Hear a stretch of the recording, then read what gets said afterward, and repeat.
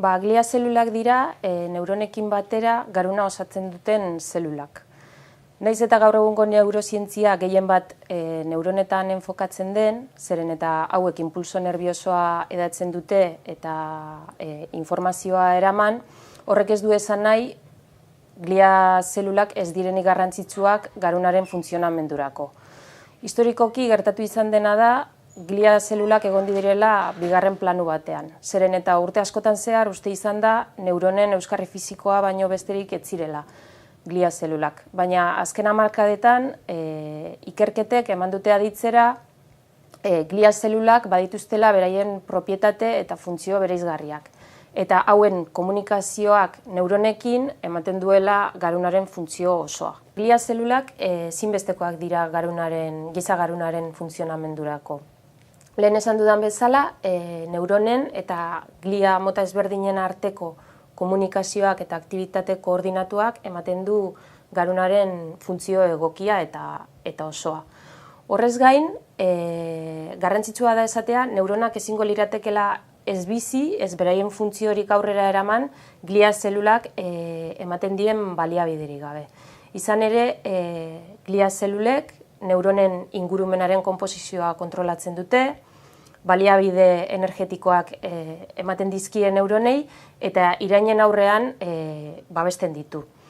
Orduan, garunaren funtzio nagusi bezala ezagutzen diranak, pentsamendua, sentitzea, mugimendua kontrolatzea, guzti hori neuronak ez dute beren baitan egiten, ez? Jendeak normalean uste duen bezala, baizik eta glia eta neuronen arteko sare hortan sortzen den komunikazioaren emaitza bat da. Garunean, 3 glia mota nagusi daude. Astrozitoak, oligodendrozitoak eta mikroglia. Astrozitoak dira izarritxurako zelulak eta normalean egoten dira harreman estuan neuronekin eta garuneko odolodiekin. Eta beraz, neuronei eskaintzen dizkiete elikagaiak, odolean hartzen dituzten elikagaiak. Horretaz gain, neuronen arteko komunikazioa ere kontrolatzen dute. Neuronen arteko komunikazioan sortzen dira estruktura bereizgarri batzuk, direla sinapsiak, eta hori babesten dute astrozitoek eta kontrolatzen duten neuronekin batera.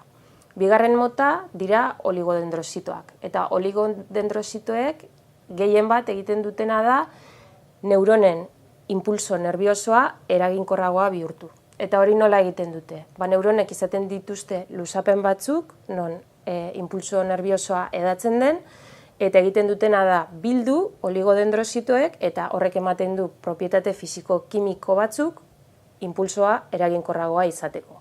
Eta 3. mota da mikroglia, dela garuneko defentsa sistemako zelula.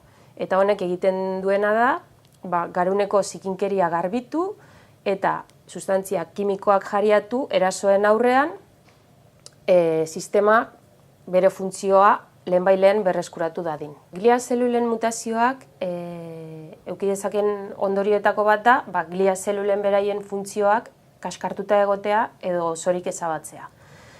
Zelan glia zelulek pasatzen dizkien pila bat baliabide neuronei beraien funtzio egokirako, neuronen funtzioa ere eraginda egon daiteke glia zelulen mutazioaren gandik, eta beraz gaixotasuna sortu.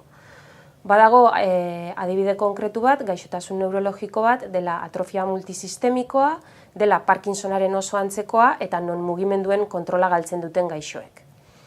Ezberdintasuna da, atrofia multisistemikoan oligodendrozitoak daudela gaixorik, eta Parkinsonean gaixorik dauden zelulak direla neuronak. Bitxia dena da, oligodendrozitoak afektatzen direnean, hau da, atrofia multisistemikoan, gaixotasunaren progresioa eta mugimenduaren galera askoz ere agresiboagoa dela, eta urte gitxiagotan gertatzen dela.